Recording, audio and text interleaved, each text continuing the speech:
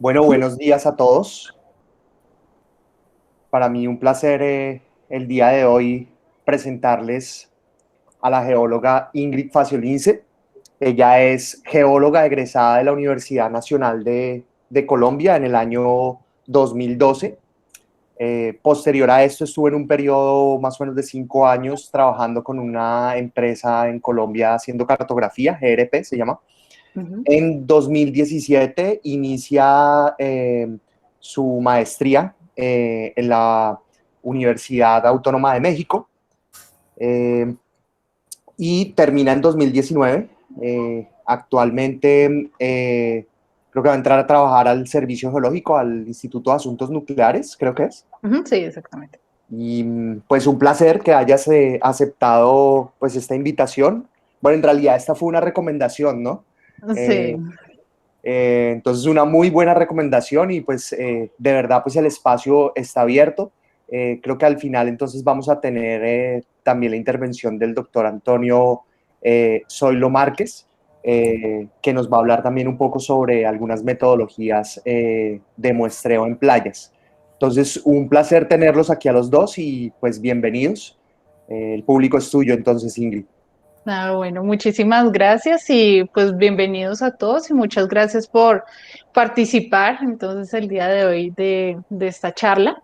Entonces, la charla hace parte de mi tesis de grado de la maestría en la UNAM, que hice parte del Instituto de Ciencias del Mar y Limnología.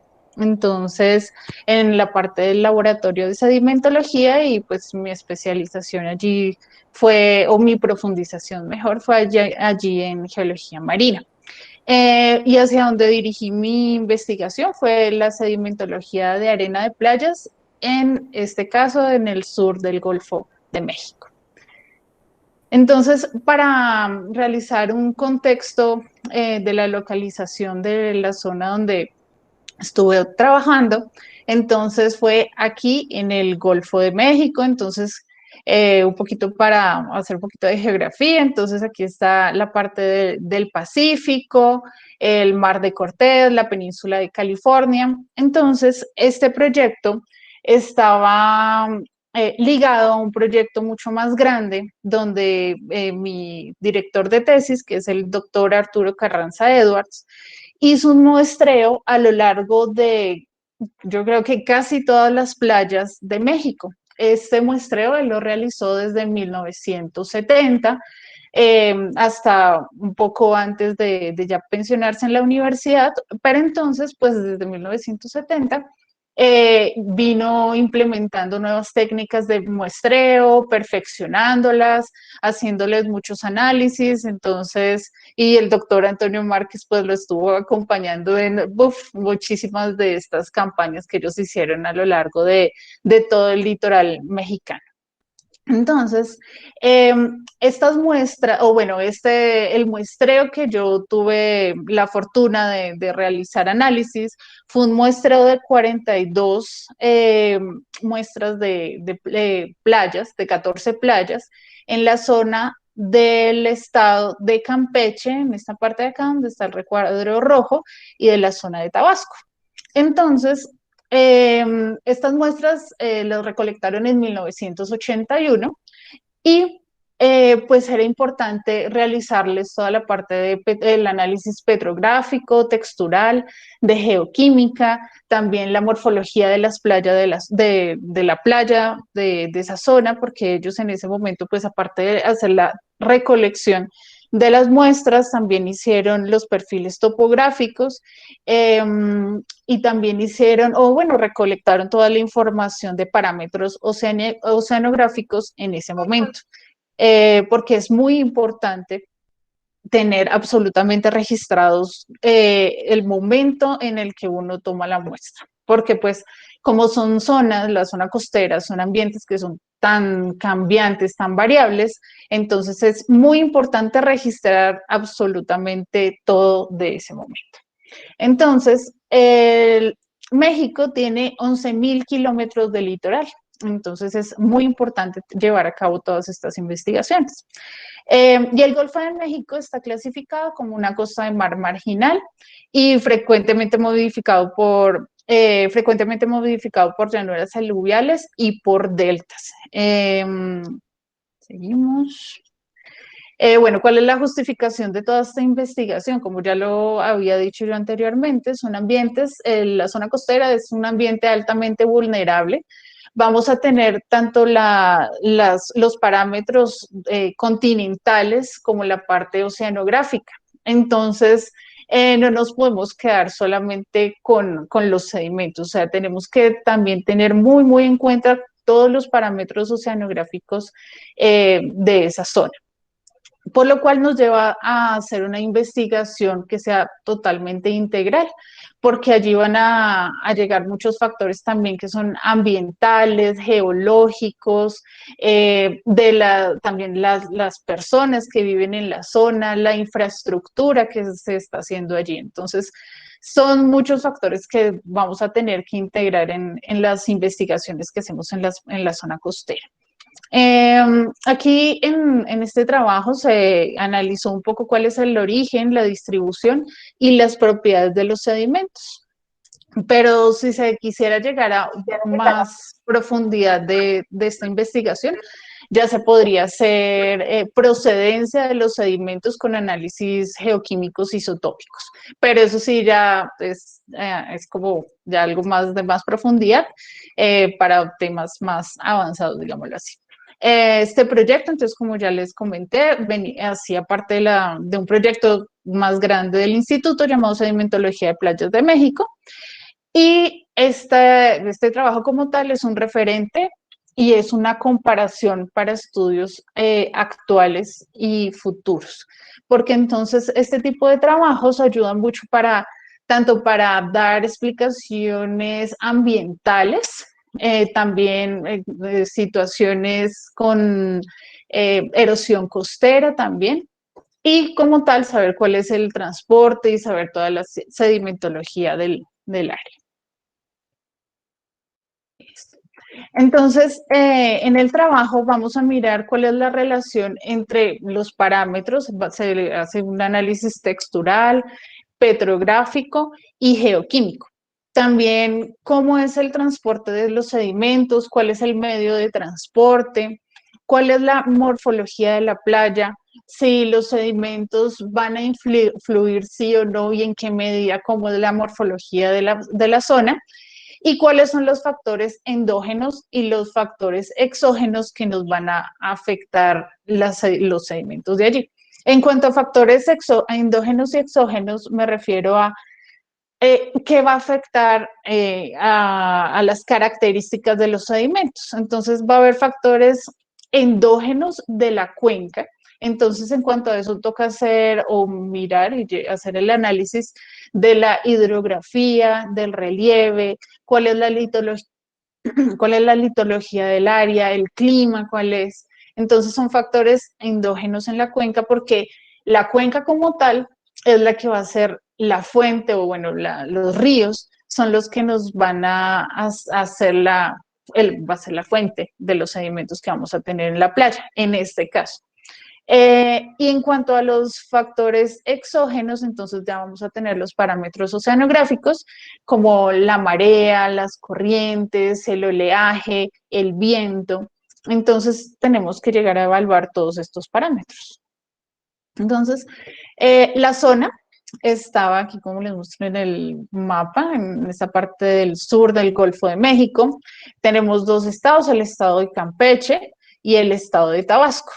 Entonces, las 14 playas están aquí limitadas en los puntos y esta zona, bueno, hay zonas que son como de gran investigación, digámoslo así, la desembocadura del río Grijalba, Usumacinta, y esta zona de acá, porque pues va a afectar, esta cuenca es de las más grandes de México, y en la zona de las lagunas costeras que también vamos a tener entonces otro tratamiento de los sedimentos. Tenemos que evaluar qué factores van a afectar más y en qué medida las características de los sedimentos que vamos a tener en esta zona. Entonces, de cada playa se obtuvo 3 muestras de cada una. Ahorita les muestro en qué zonas de la playa se tomaron en ese momento las muestras. Bueno, en cuanto a la hidrografía y el relieve, entonces esto, como les comento, es parte de los factores endógenos de la cuenca. Entonces vamos a tener el río Usumacinta, el río Grijalba. En el río Grijalba hay varias presas, hay 5 presas que eso también nos va a afectar el transporte y las características de los sedimentos que van a llegar a la cuenca. O sea, son, digámoslo así, aquí hay una, aquí están las otras, son infraestructuras que nos van a afectar bastante en el transporte de esto. Y el tamaño de las cuencas también, porque aquí tenemos la cuenca del río Tonalá, que podemos observar que es un poco más pequeña. Y aquí tenemos la localización entonces de todas las lagunas costeras, las islas Barra, que vamos a tener allí localizadas, que va a tener como una actividad muy diferente a donde estamos en la desembocadura. Entonces, estas islas Barra a veces van a estar cerradas, van a estar abiertas de acuerdo a la temporada de lluvias de la zona, de acuerdo también al aporte que vayamos a tener de los sedimentos, la dirección del aporte de los sedimentos. Entonces son situaciones que sí tenemos que llegar a evaluar. Bueno, y esta es la desembocadura del río Grijalba Usumacinta. En esta zona de aquí hay estudios que pues que ya hacen otras personas y hacen aquí la batimetría, y con geofísica pueden llegar a mirar hasta dónde viene el delta del río Grijalbo-Sumacinta, porque en nuestro caso, aquí, porque en nuestro caso vamos a tener que todas las muestras de esta zona de acá, aquí también hace un pequeño delta, el río San Pedro, las muestras desde la playa 13 hasta la playa 1, vamos a tener que son sedimentos completamente terrígenos. En cambio, hacia el oriente de la zona ya son sedimentos de origen biogénico. Entonces, lo que sucede es que aquí el río Grijalbo-Sumacinta forma una especie de barrera, porque las corrientes son de oriente a occidente, hacia el occidente, y forma una barrera, los sedimentos que vienen del río Grijalba, y no deja que los sedimentos biógenos de la península de Yucatán pasen hacia, digamos, esta zona occidental. En cuanto a las unidades litológicas que tenemos allí, pues eh, se hizo como de manera general para saber cuál sería la composición de los sedimentos. Entonces vamos a tener rocas aquí cretácicas, y en esta zona, bueno, lo que nos importaba, digamos, más que todo era la zona, obviamente, de la zona costera que íbamos a tener, pero tuvimos también varios sedimentos de origen volcánico en esta zona de la desembocadura del río Grijalbo-Sumacinta, y una gran cantidad de minerales pesados, que ya lo veremos más adelante en la parte de petrografía. También se hicieron varios mapas de la zona costera, de la geología de la zona costera. Bueno, y entonces dentro de los parámetros exógenos que también tocaba llegar a evaluar era cómo fue la temporada de huracanes durante ese año y durante el año anterior al muestreo. Entonces, tenemos que esta imagen de acá fue durante el año. Durante el año no se tuvo registrado ningún paso de ningún huracán, ninguna tormenta en esa zona, pero el año anterior sí se tuvo el registro del huracán, o bueno, de la tormenta tropical Hermín, que pasó por el estado de Campeche, sin tocar realmente nuestra zona de muestreo, pero pudo haber generado algún tipo de intervención en los sedimentos de la zona. Entonces, dentro de estos otros parámetros, también se evaluó la marea diaria durante los días de muestreo. Ellos también tomaron las velocidades y las corrientes de la zona. Entonces, es muy importante tener todos estos parámetros muy claros para entender cómo es el transporte. En cuanto a lo que les estaba comentando, la localización de las presas del río Grijalba, entonces son estas 4 y creo, si no estoy mal, hay alguna otra que está en construcción. Entonces, esto nos va a afectar en el tamaño principalmente de los sedimentos que van a llegar a la zona costera. Lo que nos va a afectar entonces es la desembocadura del río Grijalbo, Sumacinta, porque en la zona de las lagunas costeras los ríos son mucho más cortos, son más que todo en esta parte de la llanura aluvial, y pues el río Tonalá si no toca en ningún momento, no hace parte de ninguna de las presas que están en esta zona. Entonces, nos afectaría en el análisis textural para tener como muy pendiente eso.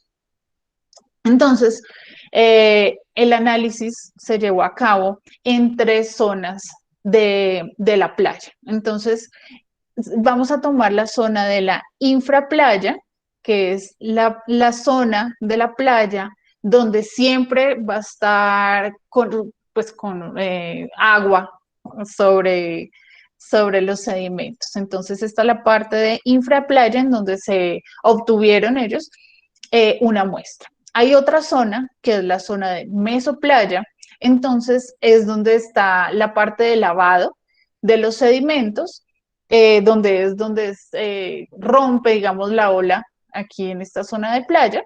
Y supraplaya va a ser esta parte donde está la berma de la playa y donde solamente vamos a tener el transporte por medio del viento. Entonces, cada una de las zonas de la playa va a tener intervención diferente. Entonces, aquí el transporte de los sedimentos va a ser por el agua. Aquí en la zona de mesoplaya vamos a tener tanto de agua como de viento.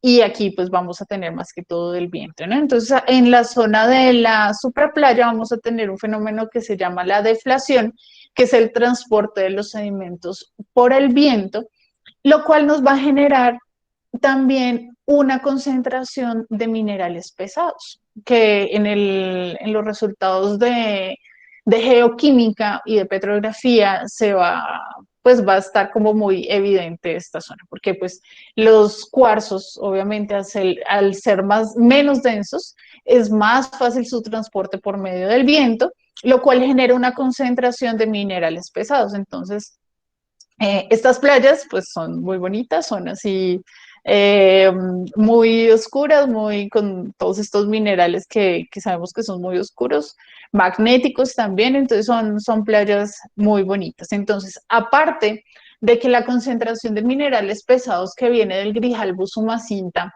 es muy alto, entonces también ayuda lo que les comento, el fenómeno de la deflación. Entonces son 2 factores ahí que nos van a ayudar a la concentración de minerales pesados en las zonas altas de las playas. Entonces, ¿qué se realizó? Parámetros texturales, la composición de las arenas para la petrografía. Entonces, se hizo por medio de secciones delgadas, por conteo de puntos. Se contaron primero 100 puntos de sedimentos terrígenos, de sedimentos biogénicos, y 300 puntos para contar cuarzos, feldespatos, plagioclasas, los fragmentos líticos, micas, minerales pesados, y también para hacer la distinción entre fragmentos líticos volcánicos, sedimentarios, metamórficos, líticos plutónicos, algunos minerales en común, pues como particulares de cada zona. Y en la geoquímica se hicieron análisis de elementos mayores, elementos traza y de tierras raras. Entonces, iniciando ya como la parte de los resultados, el análisis de los resultados, entonces en ese momento, en 1981, ellos hicieron la topografía de de las playas, pero entonces lo que yo ya hice fue hacer el análisis y poder unir tanto los parámetros morfológicos de la playa a lo largo del perfil de la playa con los resultados de los análisis texturales y el análisis del tamaño de los sedimentos que tenemos. Entonces, normalmente, según los resultados que nos dieron, en las playas que tenemos, en donde tenemos perfiles mucho más alargados y de poca pendiente, los sedimentos son de arena fina o arena muy fina. Y en donde se tienen zonas donde los perfiles tienen mucha más inclinación, el análisis textural nos dio que varía entre arena media a arena gruesa. Entonces, pues, esto es importante y son parámetros que son importantes relacionarlos. Y otra cosa importante allí es que en la zona donde está la desembocadura del Grijalbo Sumacinta es en la zona donde nos dio principalmente las morfologías más de perfiles mucho más largos y de pendiente más baja o digámoslo así, más horizontales. Entonces, ¿qué se hizo con en cuanto al análisis textural? Entonces, hacia la zona del Grijalbo Sumacinta, precisamente, nos dieron resultados de arenas más finas y en la parte donde tenemos las lagunas costeras, como tenemos ya más influencia en cuanto a la laguna costera, el viento, las islas Barra, entonces tenemos una mezcla mucho más grande del tamaño de las arenas.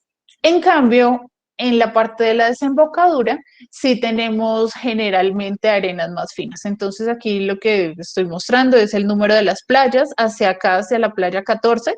Es la parte más oriental, donde está aquí, la playa 10, es la del Grijalbo Sumacinta. En esta zona de aquí es la zona de las lagunas costeras. Y la playa 1 y 2 es la desembocadura del río Tonalá, que es pues el que era un poquito más pequeñito, ¿no?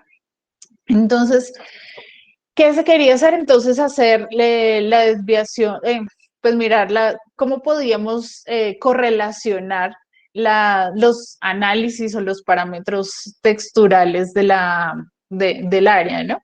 Entonces, podemos ver entonces que cuando tenemos arenas que son de menor tamaño, arenas más finas, están mucho mejor clasificadas que cuando ya son arenas más gruesas. Listo. En cuanto a la petrografía, entonces encontramos muchos minerales pesados en la zona de la desembocadura del río Grijalbo Sumacinta. Podemos tener, había algunas muestras que eran totalmente de minerales pesados, totalmente. Entonces, también había zircones, teníamos horblendas. Entonces, todas estas son hacia la desembocadura del río más grande. Y también encontrábamos algunos carbonatos que podemos observar en esta zona y los líticos volcánicos, también encontramos algunos que estos vendrían dentro de la fracción de arena fina. También se hizo como el análisis y dentro del conteo se especificó muy bien cuáles eran los líticos sedimentarios. Aquí pues hay líticos sedimentarios de areniscas o líticos sedimentarios de lodolitas también, y pues el conteo de cuarzo que se hace bastante, restos vegetales porque en la zona donde también hay manglares, hay pastos marinos, entonces había unas muestras que estaban con muchos restos vegetales que también se le hizo un análisis a ello, y de carbonatos también, conchas de ostrácodos también se encuentran allí. Líticos metamórficos, más carbonatos, estos son en la zona sí, también de la zona de Grijalbo Sumacinta, y encontramos glauconita, que este es un mineral totalmente referente de ambientes costeros. Y para mirar más resultados y para poder seguir como integrando los resultados, lo que se hizo fue aquí hacer un porcentaje de sedimentos terrígenos y sedimentos biógenos de los sedimentos. Entonces, las playas que están más hacia el oriente, vamos a tener más cantidad, en las tres zonas de playa, como ya les expliqué, infraplaya, mesoplaya y supraplaya, siempre se hace la distinción, encontramos más sedimentos biógenos hacia la zona de la península de Yucatán. Pero entonces esa cantidad de biógenos se va disminuyendo a medida que el transporte va hacia el occidente, va disminuyendo. También se hizo la distribución de cuarzos, feldespatos y líticos en la zona, y el porcentaje de minerales pesados en los sedimentos. Entonces, aquí podemos ver que esta es infraplaya, perdón, supraplaya, y en la supraplaya vamos a encontrar una concentración muy, muy alta en la zona del Grijalbo, Sumacinta y San Pedro, San Pablo, vamos a encontrar una concentración muy alta de minerales pesados, lo cual es muy importante. Listo, también se hicieron este tipo de diagramas y aparte de los diagramas como tal individuales de infraplaya, mesoplaya y supraplaya, también se hacen este tipo de polígonos ya como para tratamientos un poco más estadísticos. Entonces, aquí es importante recalcar entonces el enriquecimiento o empobrecimiento de los elementos mayores de cada zona de la playa. Entonces, vamos a encontrar minerales como el hierro y el titanio, que vienen en los minerales pesados, vamos a encontrarlos más hacia la zona de supraplaya. Como aquí podemos ver que son así los triángulos y las estrellas de acá, son de las playas hacia el oriente de la zona y que vamos a encontrar un enriquecimiento de los minerales pesados hacia la zona de supraplaya, por lo que les comenté del fenómeno de la deflación. Lo vamos a encontrar en los elementos mayores y también lo vamos a comprobar entonces de la misma forma en los elementos traza. Entonces, uno de los resultados que sí se obtuvo, digamos, importantes, es que dentro del mismo perfil de playa vamos a encontrar diferencias tanto texturales como de petrografía y que nos lo va a corroborar con la parte de geoquímica.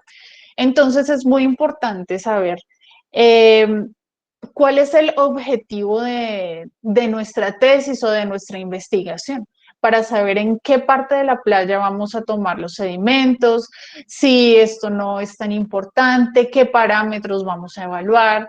Es muy importante realizar en una zona costera, es muy, muy importante hacer una investigación integrada, o sea, no nos podemos quedar solamente con la visión, digámoslo así, de la parte de geología o de litología o de los parámetros geoquímicos, sino ver también cómo nos va a afectar las infraestructuras que tenemos allí, cómo es el transporte de los sedimentos, para dónde van las corrientes, si el área fuente es el área, por ejemplo, carbonatos, o si el área fuente va a ser por medio de los ríos, o si el área fuente va a ser directamente sedimentos marinos, ¿no? Entonces, la sedimentología abarca absolutamente todos estos temas. La sedimentología es un área muy, muy bonita que estudiar. Y, y listo.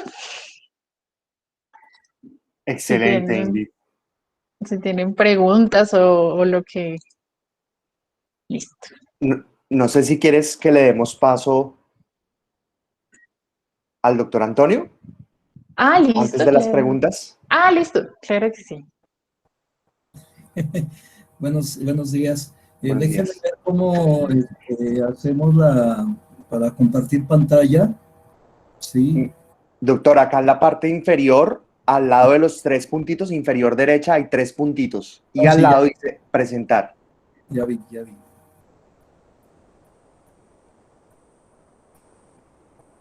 Permítame tantito, ahorita vemos la presentación, no sé si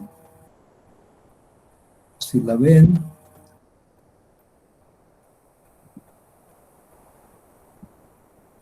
No, No, todavía aún no, no. doctor. Les presentar pantalla, déjenme ver, compartir. Puede ser compartir pantalla completa Ajá, y tiene que clicar encima y ahí le da compartir. sí, es que me manda,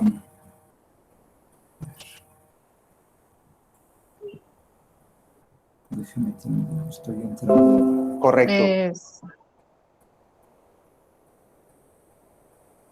Déjenme presentar. Ahora no sé si lo ven. Sí, señor. Muy bien. Pues antes que nada, un agradecimiento aquí a la maestra Ingrid porque nos invita a este evento, a esta conferencia, y como ustedes vieron, el estudio de las playas, como lo dijo ella al final, es multidisciplinario, es no solo ver las características texturales, el tamaño, composición, geoquímica, los aspectos hasta antropogénicos, construcción de obras, construcción de obras en la playa, hasta las presas tienen que ver con nuestras playas, ¿no? Entonces, en México tiene desde 1970, hemos estado trabajando en el Instituto de Ciencias del Mar y Limnología en la UNAM, trabajando las playas junto con el doctor Carranza Edwards, y él pues ya se nos jubiló y se pensionó, y pues bueno, seguimos trabajando en lo que él empezó en 1970.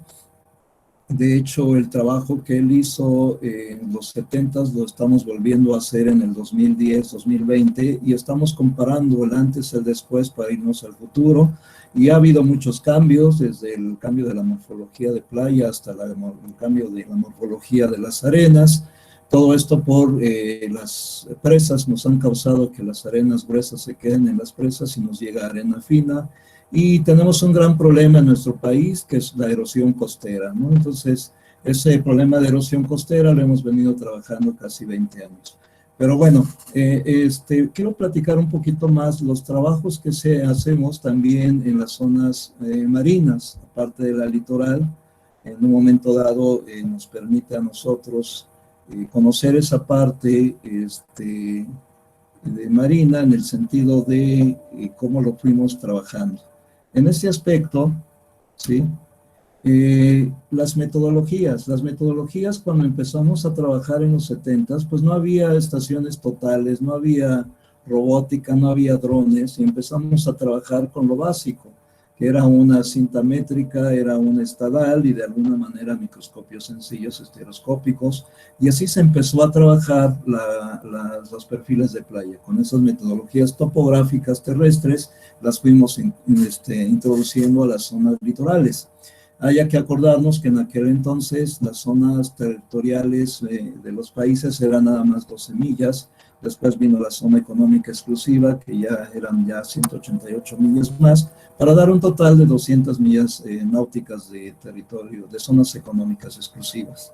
Entonces, ya ahora, pues ya trabajamos con estaciones totales, ya trabajamos con las nuevas tecnologías. Aquí estamos en una isla ahí en la península de California, en la que estamos con alumnos de la maestría, enseñándoles a trabajar con nuevos métodos, ¿sí? Con estaciones totales, y ahorita ya estamos implementando el uso del dron en playas. También se está trabajando, pues no solo las playas, sino las zonas someras, con equipo de buceo, trabajando arrecifes, trabajando algunos bajos que son problemáticas o tienen contaminantes. Ahorita estamos trabajando con el sargazo, que el sargazo, parte de su material se va a los primeros metros de profundidad y le está pegando a los arrecifes. Entonces estamos haciendo estudios en la parte somera, ¿no? Arrecifal principalmente, y la infraplaya, que es esta parte de la playa que está por debajo del nivel del mar, y entonces ahí se mueve mucho sedimento y estamos viendo para dónde se va, ¿no? También. Asociado a la tesis de Ingrid, hay otra tesis doctoral que está trabajando la zona de infraplaya en estos momentos. Y ocupamos ecosondas que ahora ya tienen su sistema global de posicionamiento, y sabes dónde estás trabajando y qué relieve tienes ahí en el fondo. Datos que nos ayudan a interpretar si por allá abajo tenemos estas rizaduras o especie de acumulaciones o zonas de erosión, ¿no? Entonces, se sigue trabajando las zonas de litorales ya con estas tecnologías, pero también tenemos lagunas costeras en las que estamos trabajando también, digamos, los cuerpos de agua, tanto sus sedimentos, pero también la geoquímica o química del agua. Para ello tomamos muestras de agua, muestras de sedimentos, nos posicionamos con GPS, uso de lanchas, de tal manera que analizamos el entorno también, pues para hacer estos estudios integrales también en las lagunas costeras. Agua, sedimentos, clima, vegetación cercana, ríos, etcétera, para hacer las interpretaciones, y trabajamos pues lagunas costeras. En 1975 finales, pues cuando ya tuvimos la zona económica exclusiva, pues México tuvo la necesidad de contar con embarcaciones para el estudio de esas zonas económicas exclusivas. De ahí que mandó a construir 2 barcos, el Puma 1 que estuvo trabajando, o está trabajando, bueno, ahorita por la pandemia está parado, pero está trabajando en la zona del Pacífico, y el Justo Sierra, que está trabajando en el Golfo de México y Mar Caribe. Estos son 2 buques oceanográficos, pues como el nombre lo dice, específicamente para hacer los estudios de investigación oceanográfica. Entonces, los equipos, la navegación, la forma de navegar del barco, que tiene 4 motorcitos en sus laterales, a babor y estribor, te hacen que quede en un punto girando sin ningún problema estar bajando los equipos.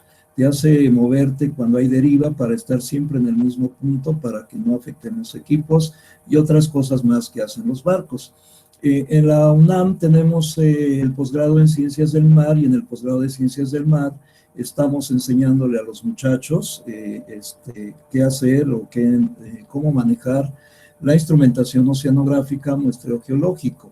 De hecho, es un posgrado que está a nivel internacional, y entonces hemos tenido alumnos como Ingrid, tenemos alumnos de Perú, de Colombia, de Chile, de Ecuador, de todos lados, de Latinoamérica principalmente, pues en estos cursos que damos en la universidad. Todo esto que voy a pasar ahorita, pues es parte de los cursos con los muchachos, en el que pues tenemos en el barco un área, digamos, que le llamamos cuarto de instrumentos, donde están las computadoras que nos dan la posición, que nos usamos para manejar equipos de muestreo de agua, que nos dan la profundidad. Tenemos el plano de cartografía donde vaciamos la información, aparte pues de usar las tecnologías actuales, que ya usamos pues una navegación ya satelital, todo queda grabado en un USB y bajamos con ello de dónde estuvo el barco haciendo su derrotero o por dónde estuvo navegando, pues todo eso queda grabado en nuestras computadoras, pero también lo hacemos a nivel de planos, ¿no? O sea, como lo hacíamos antes, de tal manera que respaldamos también información digital y información ya también cartográfica que la tenemos a bordo. El buque cuenta con varias ecosondas que nos permiten ver el fondo marino en 2 dimensiones o en 3 dimensiones, o nos permite a veces hacer penetración y ver por debajo del fondo del mar. En el caso que estamos ahorita mostrando, estamos nomás viendo un diagrama de ecosonda en el que estamos viendo la morfología de nuestro fondo marino allá por Baja California y en 2 dimensiones.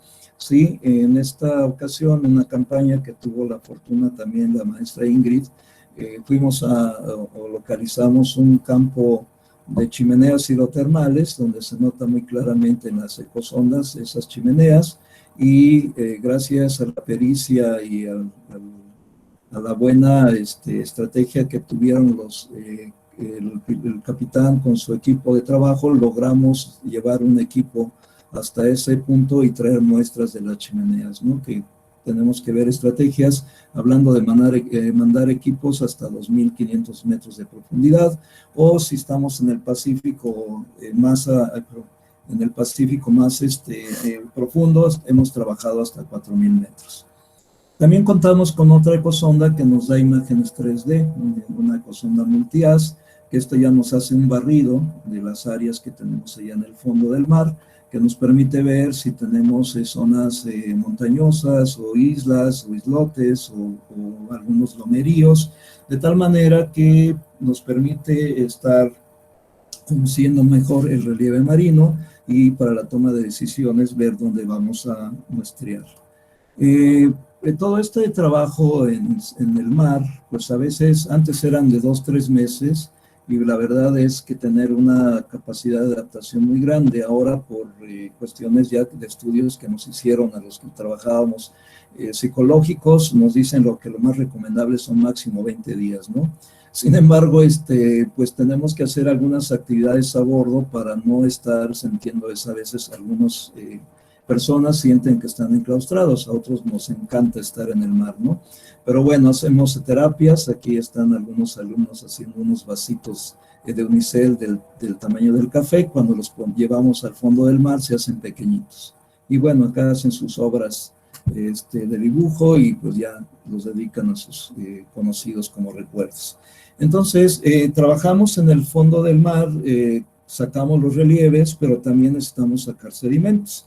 Para ello, usamos varios nucleadores. Uno de los que más usamos es un nucleador que llamamos de caja, en el que en su momento nos trae mucho material suficiente para muestreos geológicos, de eventos, de bacterias, de lo que se necesita. Este nucleador nos trae mucho material y puede bajar hasta 4,000 metros de profundidad sin problemas. Y es lanzado, en este caso, por 2 personas, cuando mucho 3.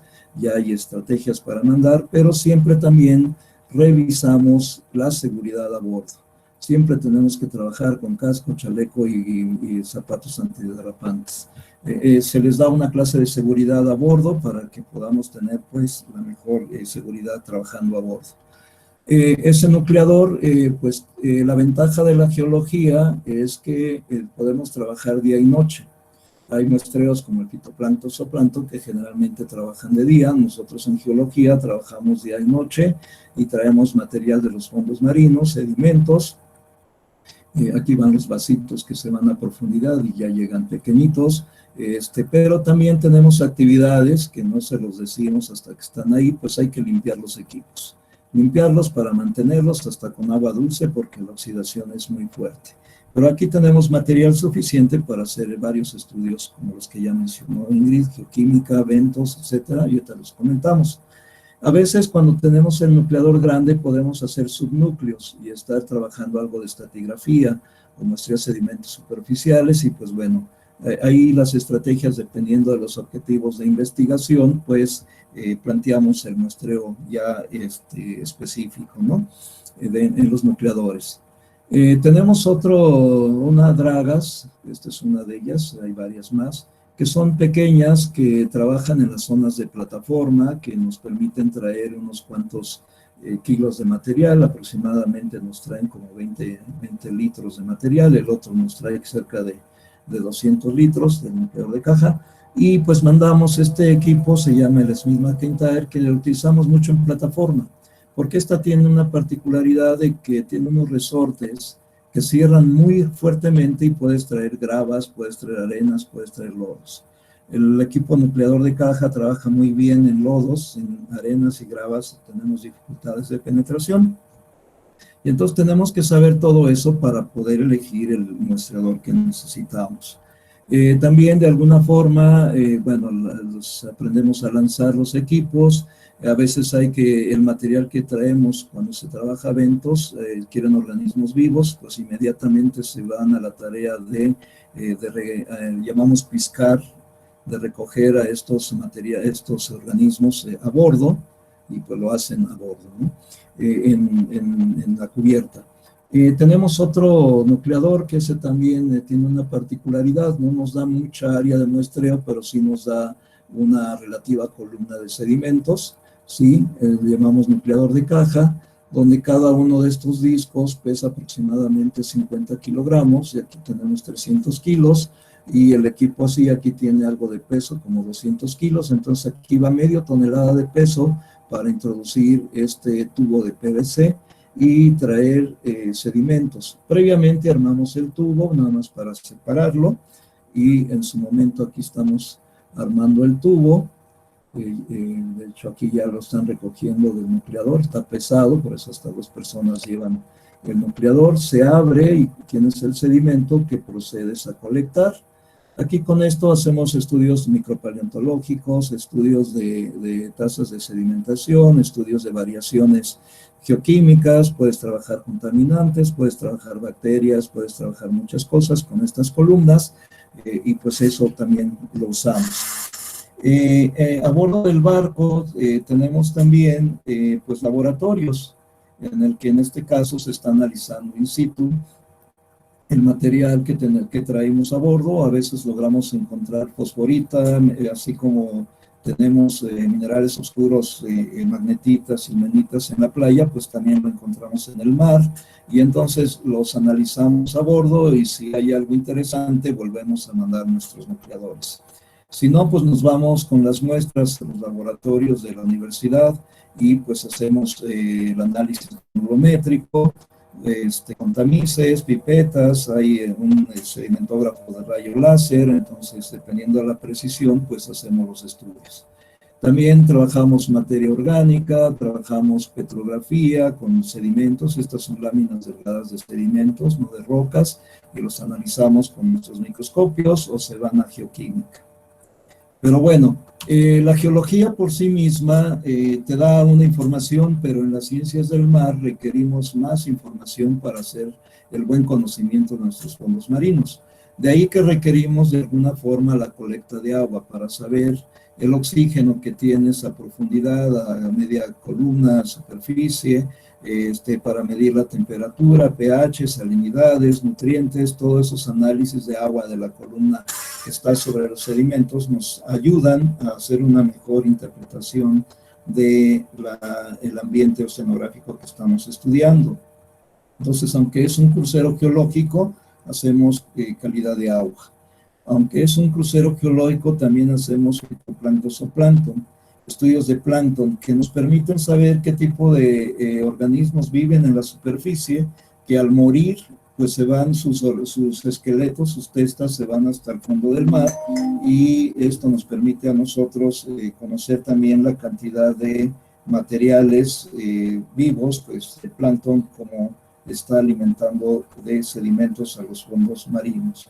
¿Sí? Entonces también hacemos estudios de fitoplancton, zooplancton.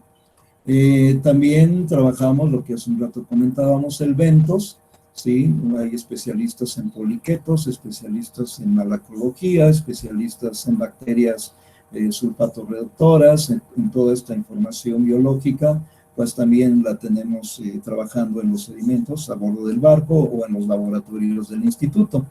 En la parte geológica, a nosotros nos interesa trabajar como buenos geólogos, pues los minerales, las características de tectónica, las características geológicas de sedimentación. Entonces ha habido ahorita hubo un interés entre los 80 y 90 por estudiar las chimeneas hidrotermales. Chimeneas hidrotermales, o lo que producen o son fuente para la generación de sulfuros, minerales marinos, de sulfuros de plomo, zinc, plata y algo de oro, etcétera, fierro. Entonces tenemos por ahí materiales que sacamos de las chimeneas. Nada más como comentario, aquí tenemos una muestra que sacamos con la maestra Ingrid de las chimeneas hidrotermales allá en Baja California, y esto negro, aparte de ser vidrio volcánico que sale del magma de la chimenea, tiene también algunos sulfuros que encontramos en esa zona de ahí y la estamos analizando.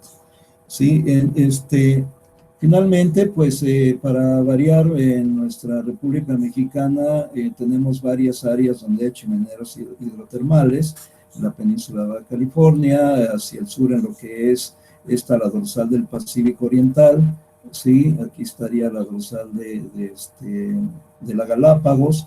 Entonces, en estas zonas tenemos áreas donde hay minería que se está evaluando.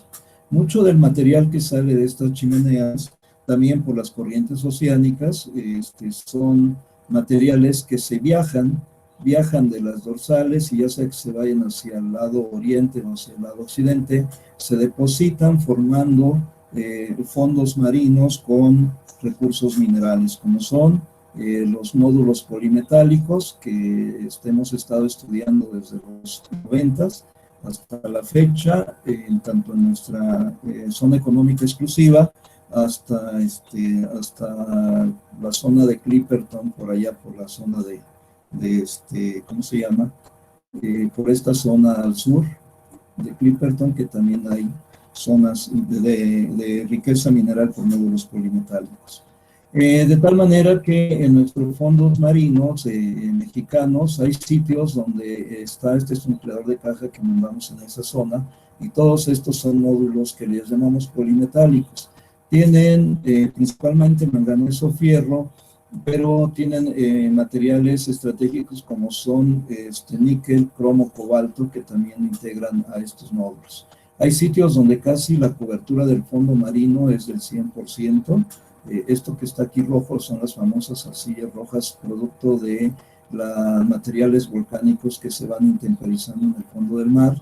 Y aquí tenemos otra zona del fondo del mar con nódulos polimetálicos, que son potencialmente recursos minerales.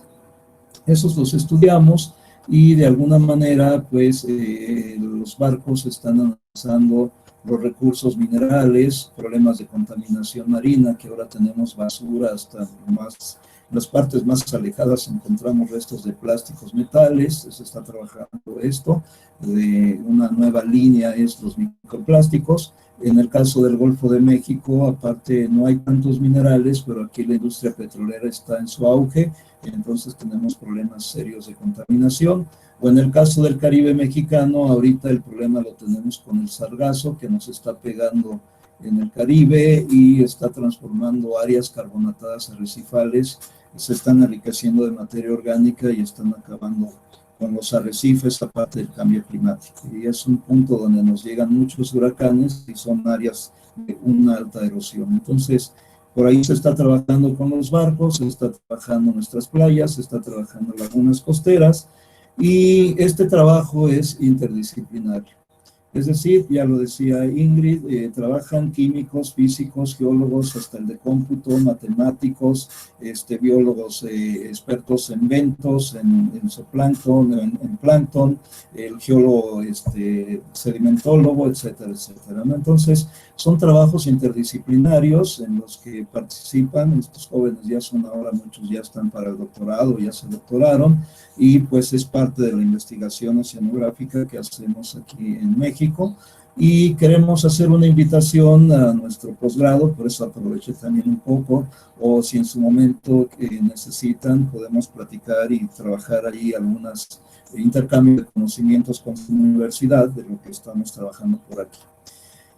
De igual forma, pues no todo es ciencia. Cuando trabajas en el mar, pues tenemos que tener estrategias de entretenimiento para soportar varios meses, que es una terapia a base de lodos para desahogar toda la tensión, y ya felices y contentos trabajando. Sabemos que estamos trabajando en una zona marina con un potencial riesgo que no lo esperemos, y pues enseñamos a nuestros muchachos a lanzarse al mar, abandono de buque, que sientan la sensación de estar en el aire, caer al mar y no pasa nada.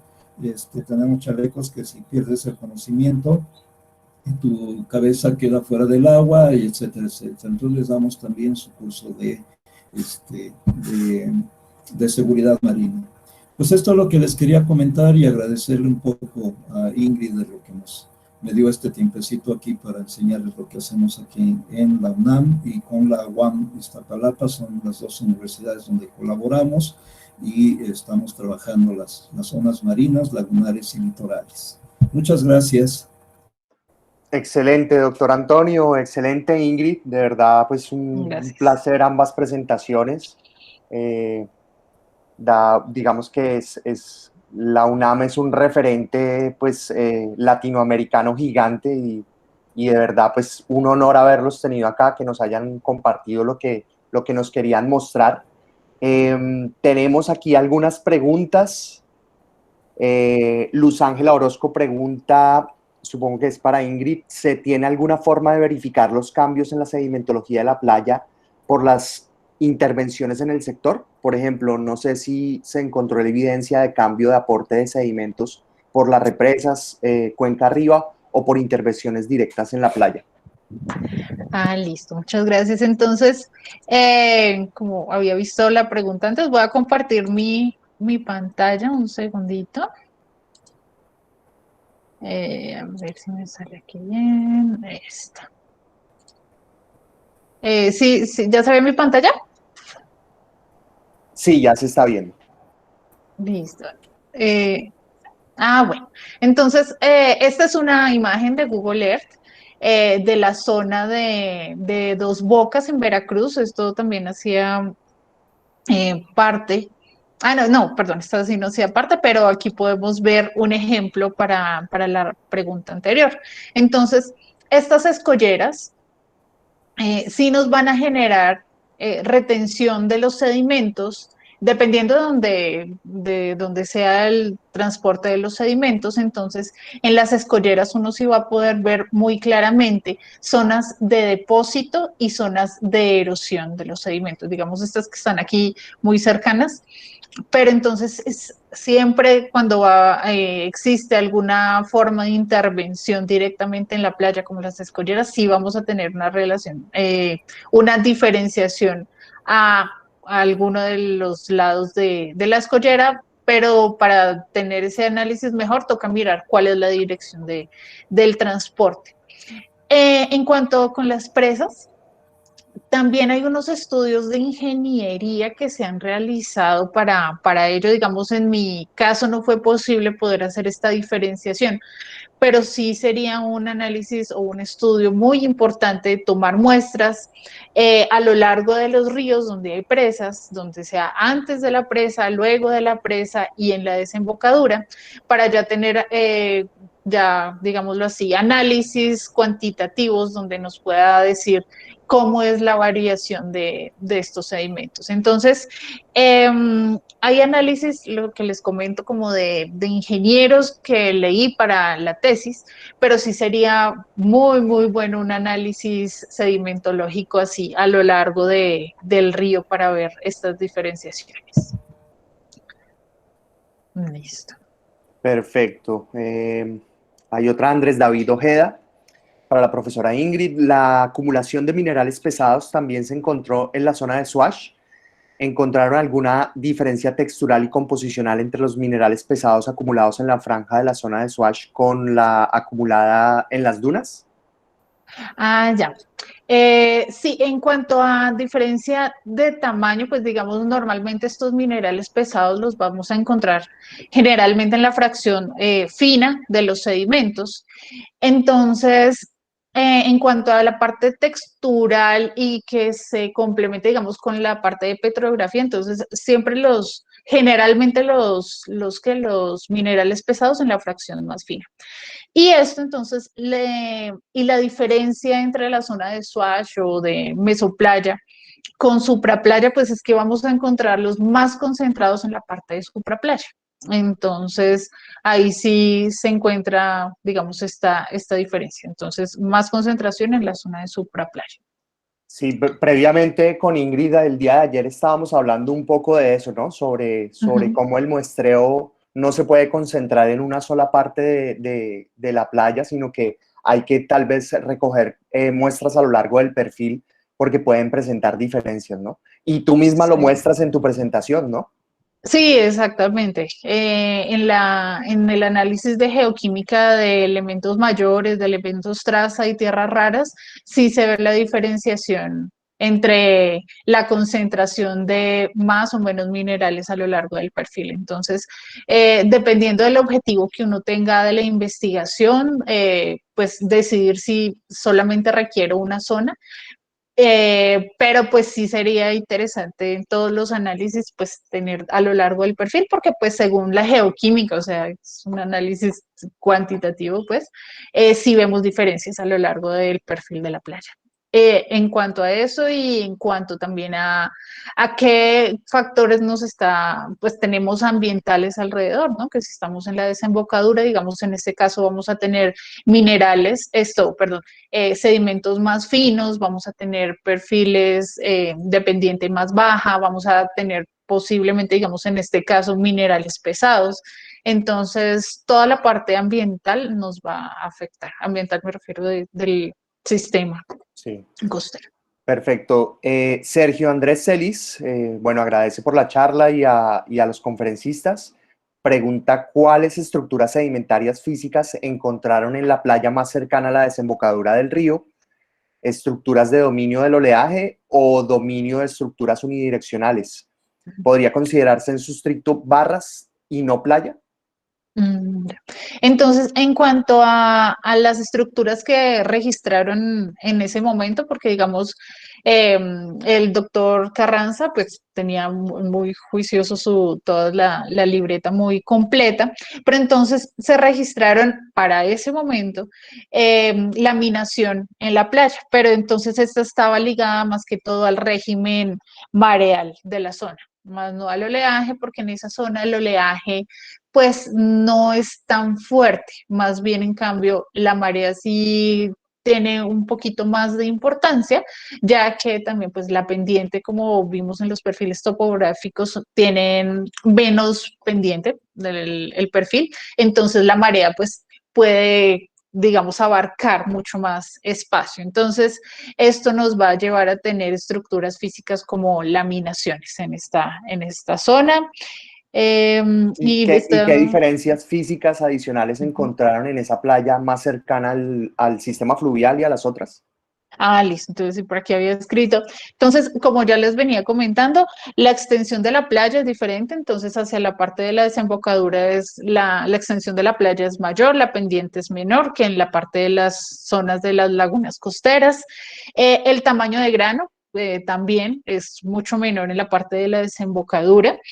La composición, entonces ahí nos va a afectar que el área fuente es muchísimo más grande, va a atravesar, digamos, los ríos atraviesan casi todo tipo de rocas desde el Cretácico, también vamos a tener fragmentos volcánicos muy importantes, que estos son generalmente los que llevan los minerales pesados.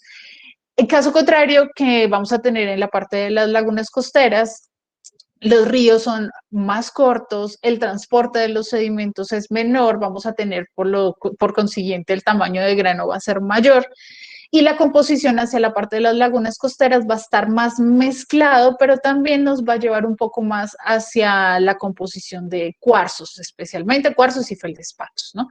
Entonces sí se ven variaciones tanto entonces en el perfil de playa como a lo largo de toda la zona costera.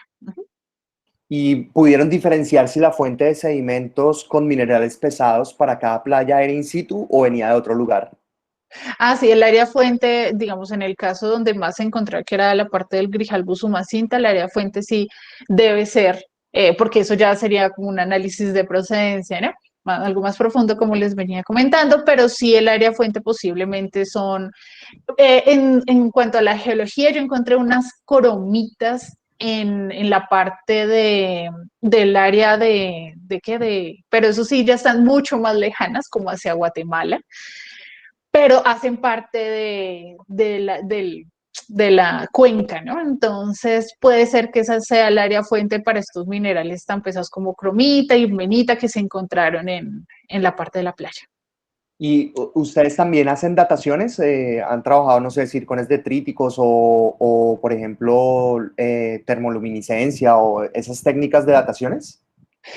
Sí, pues hay otra tesis que la hizo el doctor Tapia, si no estoy mal, sí, el apellido es Tapia, pero en el Instituto de Geología, también con sedimentos. Es un artículo muy, muy interesante, donde por medio de circones hicieron procedencia, pero de una zona un poco más hacia el occidente de mi área. Pero sí, también lo hace. Ok. Aquí pregunta, profe Chiche, ¿qué tipos de accidentes geomorfológicos abundan más en esta zona costera de México? Entre deltas, albúferas, penínsulas, istmos, golfos, acantilados, ensenadas, estuarios, bahías. Ah, ya. Entonces, en esa zona lo que más vamos a encontrar, bueno, entonces la desembocadura del Grijalbo Usumacinta no es una costa rocosa, es más que todo pues de playa, es un ambiente más bien estable, pero sí también vamos a encontrar zonas de manglares, por ejemplo, también. Entonces, yo creo que en esta respuesta me podría ayudar un poco más el doctor Antonio, que conoce mucho más el área. Sí, la morfología de la zona del Golfo de México es una planicie costera, de hecho ahí viene el nombre de planicie, en el sentido de que no tiene una influencia tectónica, entonces los fenómenos sedimentarios son los más abundantes. En el caso de Grijalbo Usumacinta, el río San Pedro San Pablo, antes de que se formara el Grijalbo Usumacinta, era el río San Pedro San Pablo. Estamos hablando de hace 2000 años, que era el río San Pedro, el principal, y formó un delta enormemente grande que se iba mar adentro, ¿sí? Y hubo variaciones de la, vamos a decir, de la hidrología en la zona plana, que a veces aluviones o fuertes lluvias o el trabajo antropogénico desviaron una parte del cauce del río San Pedro San Pablo y se juntó ese río con el Usumacinta y el Grijalba, y el Grijalba atrapó al San Pedro San Pablo y empezó a formar un delta enfrente del Grijalba, un delta que se va a ver reflejado en la línea de costa con los famosos cordones litorales, no sé cómo les llaman por allá, pero son cordones litorales, los mecanismos de que cada crecimiento del delta formando esos cordones en la zona del Grijalbo Usumacinta. Se ven los cordones litorales que se formaron en el San Pedro San Pablo. No sé, Ingrid, si por ahí tengas una presentación en uno de tus trabajos, de tus diapositivas, estos cordones, pero ahora el problema es ese, sino el problema es que tenemos ya el proceso de erosión desde 1970, 80 ya se venía viendo este problema de erosión y ahora esos deltas ya fueron erosionados, están erosionando, nuestras playas se están acortando, estamos teniendo ya una regresión, hablando de geología, lo estamos hablando ya de una regresión geológica en el que estamos teniendo nosotros la pérdida de esos deltas, la pérdida de playa, y estamos llegando a las dunas. De hecho, ya el mar está erosionando las dunas. Ahí en el punto 4.5, esa barra que tienes por ahí, esa barra tiene en algunos puntos 60 metros, 70, 100. Ingrid le tocó ir a medir. Estamos en riesgo de que un huracán fuerte o un problema de un norte fuerte, porque ahí nos pegan los nortes, se esté erosionando y el punto 3, 4 son el punto de ruptura. Si rompemos ese pedacito, esas barras que tenemos ahí, ahorita con morfología desaparecen y vamos a tener un impacto muy fuerte. Enfrente del Grijalbo Usumacinta ya hay un delta. Todo lo demás son playas que ya presentan procesos erosivos, es decir, bermas que están marcándonos ese proceso. Antes eran playas extensas, 100, 200 metros, ahora son de 20, 30 metros. Es lo que se está trabajando ahorita. Está cambiando la morfología, principalmente por elevación del nivel del mar, por la falta de sedimentos que alimenten esta zona. Tenemos un problema ahí, que ahí tenemos en Río González, por ahí entre el punto 7 y el 8, allá ahí está la refinería de Pemex, que es un puerto, puerto de Dos Bocas, que interrumpió el transporte litoral, y entonces esa interrupción de transporte litoral hace que los puntos 7, 6 y al 5, 4 ya no le llegue la arena que llegaba antes por la construcción de ese puerto de Dos Bocas. Entonces tenemos una integración de procesos antropogénicos, procesos de elevación del nivel del mar que están erosionando ahorita y están modificando los antiguos deltas que teníamos en esa zona. En la zona interna, si ustedes ven, hay muchas zonas donde dice río Grijalba y río Usumacinta, de cuerpos de agua internos. Estos cuerpos de agua también, ahí hay un fenómeno que es subsidencia. Antes había pequeños cuerpos de agua en esa zona, pero el peso de los sedimentos está haciendo, y la extracción de petróleo que esté haciendo subsidencia, y están apareciendo más cuerpos lacustres en la zona de la planicie, en la parte alta hacia la sierra. Entonces es una complejidad en esa zona muy interesante, y hay el Instituto de Geología del UNAM, Ciencias del Mar, está la Universidad de Tabasco también estudiando esas problemáticas, de tal manera que ahora en la ciudad tenemos la capital de Tabasco, es Villahermosa, ahora se está inundando porque el agua ya no fluye hasta el mar, se está quedando en la parte hundida de la parte continental, ¿no? Y ese es el problema que ahora tienen y están buscando soluciones. Pero sí, es una morfología que está variando y eso es lo que estamos estudiando también, esos cambios. Bueno, preguntan también por aquí por los minerales. ¿Cuáles son los minerales de mena que abundan en esa zona y que sí se pueden producir industrialmente? Pues en esa zona lo que se encontró pues fue cromita y ilmenita, que si se pudiera producir industrialmente pues se tiene registrado digamos ahí pues esa concentración de estos minerales, pero pues no, la verdad ya no se produce digámoslo así industrialmente, no, pero pues hay, pero pues ya, hasta ahí nomás. Además que sí sería un daño ambiental digamos, bastante grande, porque en esa zona pues tenemos manglares, tenemos pastos marinos, entonces pues no sería algo como muy bueno para Sí, la zona. hay cosas que es mejor dejar quietas, ¿no? Sí. Ujú. Es, Cristian Pérez agradece por la presentación y pregunta, la gráfica de elementos mayores muestra empobrecimiento en potasio y enriquecimiento en fósforo. ¿Qué Ujú. explica estos comportamientos? ¿El Uy, enriquecimiento en fósforo ujú. obedece a la actividad biológica? Uy, no, esa fue una cuestión que sí les digo, Dios mío, eso fue cuando estábamos revisando los datos, vemos esa cantidad de fósforo en todas las muestras, yo quedé, pero ¿qué pasó? O sea, que es cierto, doctor Antonio. No, esa es, pues digamos, eh, en cuanto a la parte de, por eso empezamos a mirar si venía de los pastos marinos, si venía algo así de algún tipo de calamar o si de algo orgánico, digámoslo así. Entonces encontramos que en la zona sí hay pues mucha intervención, digámoslo así, biológica de manera vegetal. También inclusive llegamos a pensar que fuera algún tipo de contaminante que tuviéramos por la desembocadura de los ríos. Entonces, tenemos, digamos, como estas posibilidades, pero no llegamos A la al por fuente. qué exactamente, porque si dijimos, bueno, puede ser que haya, pues, que haya mucho apatito, ¿no? ¿Qué está sucediendo, no? Pero llegamos hasta ahí. O sea, sí fue una pregunta así como muy grande dentro de la tesis, pero no, Queda abierta eh, entonces una gran pregunta. queda totalmente abierto porque como en la zona tampoco es que haya mucho más análisis geoquímicos, pues estaban estos. Entonces, pero sí, no, esa fue una pregunta, Dios mío, que fue muy difícil y que todavía es muy difícil, ¿no? Sí, ahí Bueno, quedamos. queda abierto también. Y Sí. profe Chiche pregunta, ¿qué y cuáles son los ríos de esta zona costera que más sedimentos están arrojando a las playas y con qué cantidad le está aportando?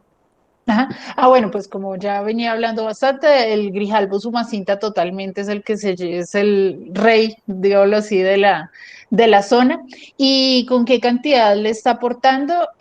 Pues ahí esa zona, aparte de que está el Grijalba, el río como tal, en esa zona están los pantanos de Centla, que son pantanos, son manglares, entonces y aparte es una, como decía el doctor Antonio, que tiene subsidencias también una cuenca. Entonces, ¿con qué cantidad le está aportando? Uy, el afluente ahí es, o sea, no tengo un número así preciso, pero es muy grande. Aparte de todas las inundaciones, esa zona es una llanura que se inunda bastante, entonces, sí, el caudal de esos ríos es muy grande. Ok, Sí. perfecto. Bueno, no, por acá no tenemos más preguntas. No sé si alguien quiere abrir el micrófono y hacer alguna pregunta más.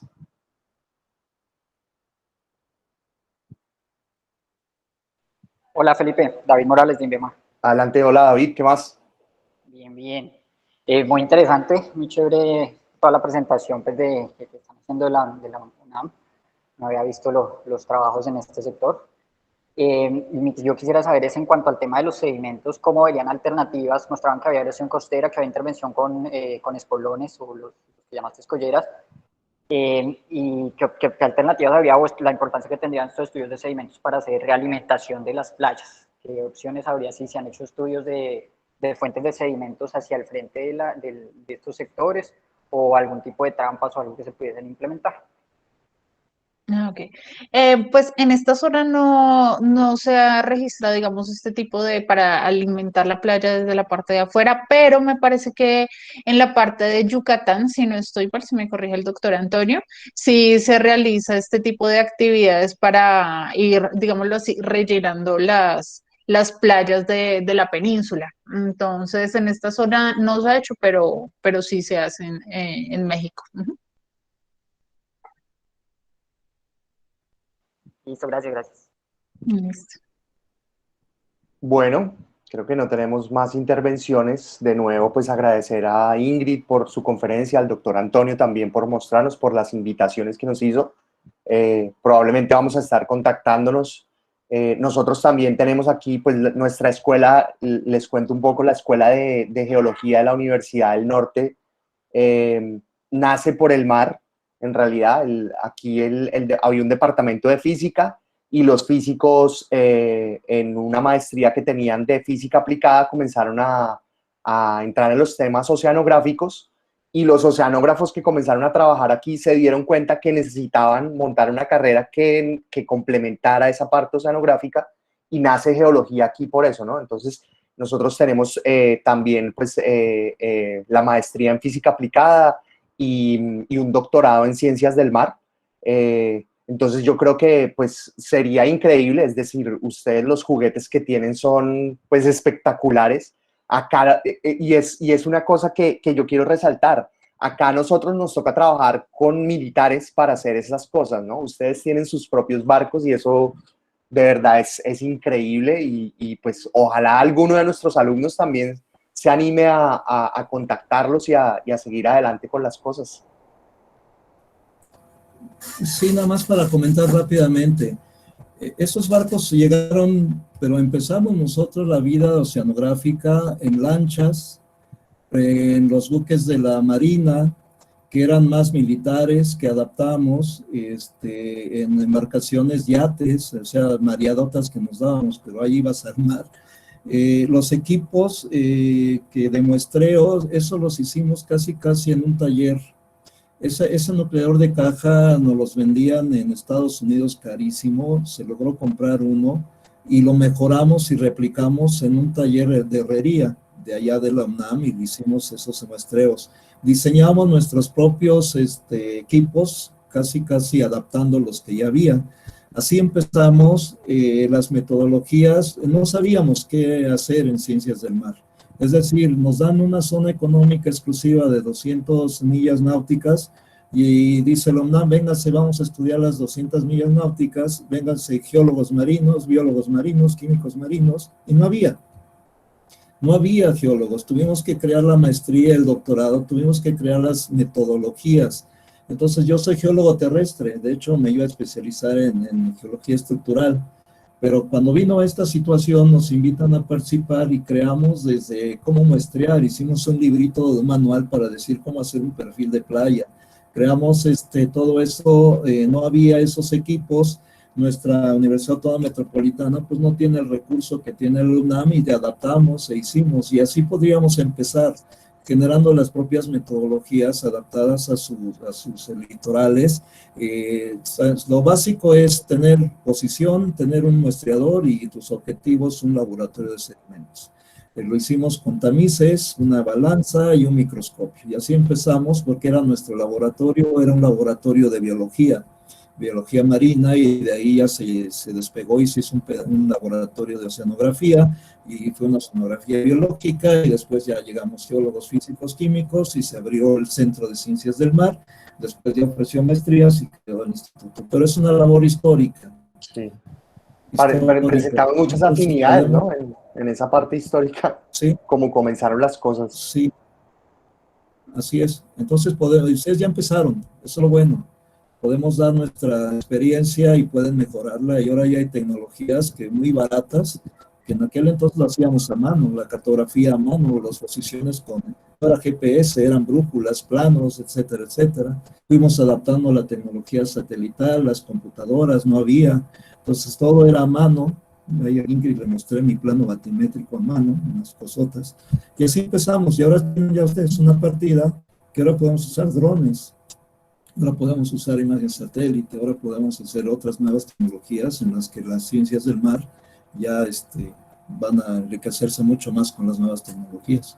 Y lo podemos hacer, o sea, empezamos de poquito en poquito, así como ustedes ya empezaron, ya abrieron geología, se puede empezar a hablar técnicas y con los muchachos jóvenes, como Ingrid, mándenlos a hacer sus posgrados, porque así hicimos nosotros, mandamos a posgrados en Francia y en Estados Unidos para que los doctores que llegaron a Ciencias del Mar, pues eran alumnos, que el instituto los becó y los trajo a Ciencias del Mar y ellos son nuestros profesores, fueron nuestros profesores inicialmente. Bueno. Los mandamos a hacer esto. Entonces, es una cosa que podemos hacer más. Qué gran historia, pues, sí. Sí. Muchas gracias. Bueno, aquí ponen otra vez una última pregunta, ya la habían puesto, yo no la omití porque pues no hablamos mucho de tectónica, entonces no quería meterme en esas playas, pero parece que profe Chiche quiere que le respondan. Él pregunta por unas amonitas que encontraron unos profesores de la Nacional que parece que tienen afinidad con las amonitas que hay en México.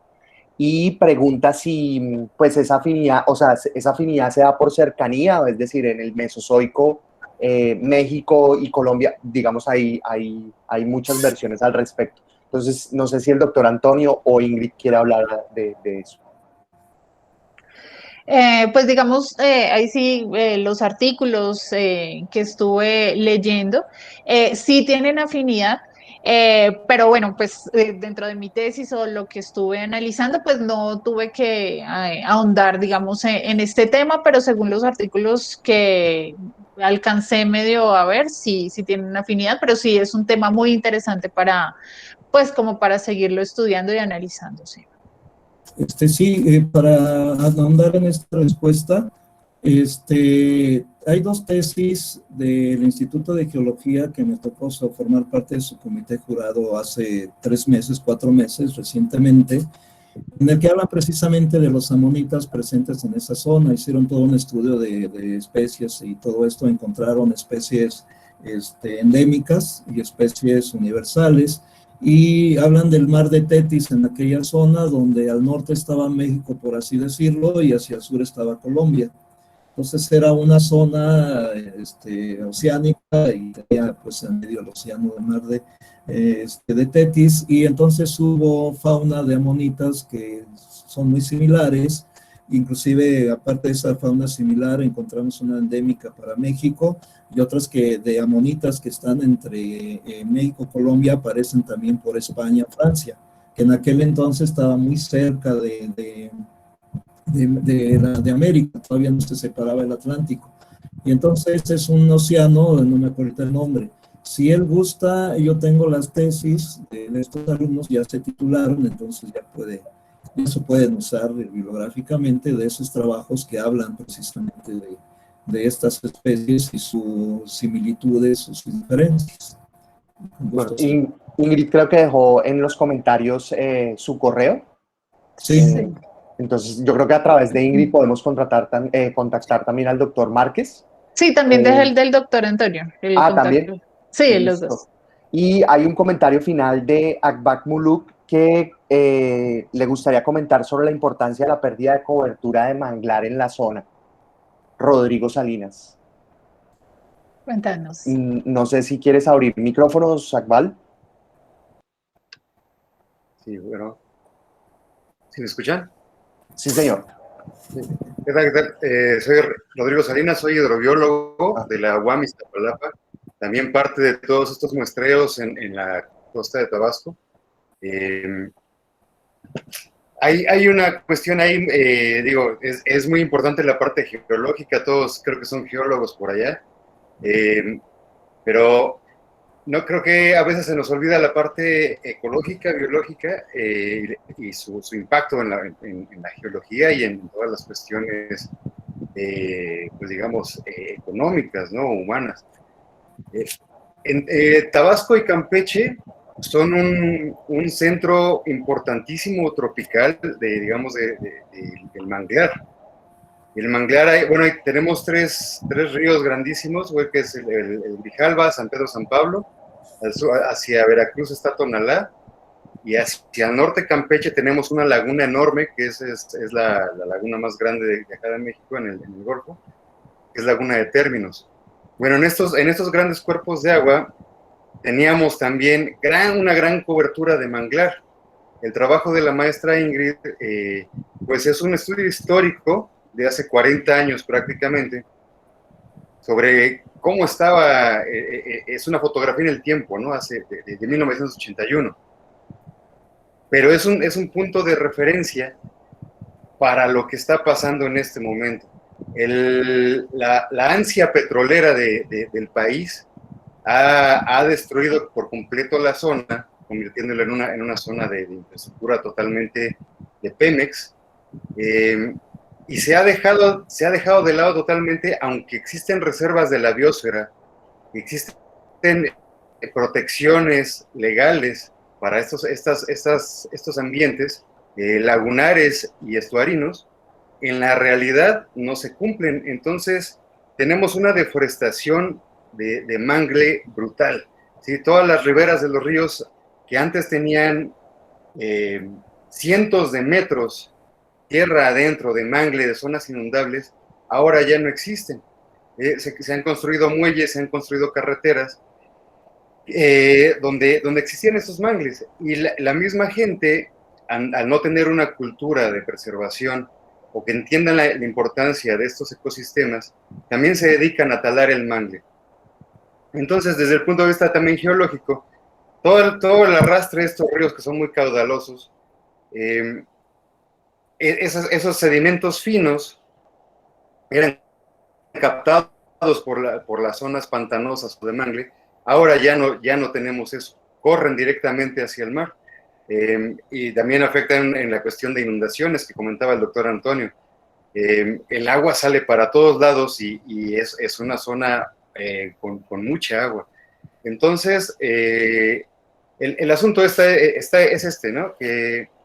Que 40 años después, estos trabajos son tan lentos, tan parsimoniosos, el detallar o caracterizar estas zonas lleva un trabajo tan grande de tanta gente que no alcanzamos a ver la velocidad, o pasa muy rápido la velocidad en que se está destruyendo todo este ecosistema, y esos impactos los vamos a estar estudiando en 20 o 40 años.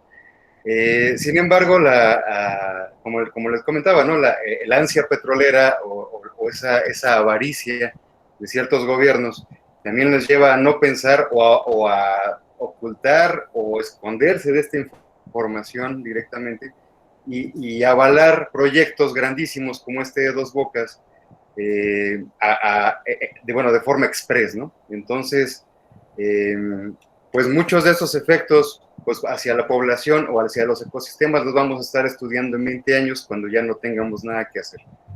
Y bueno, ese es el comentario desde la UAM Iztapalapa y desde la parte biológica.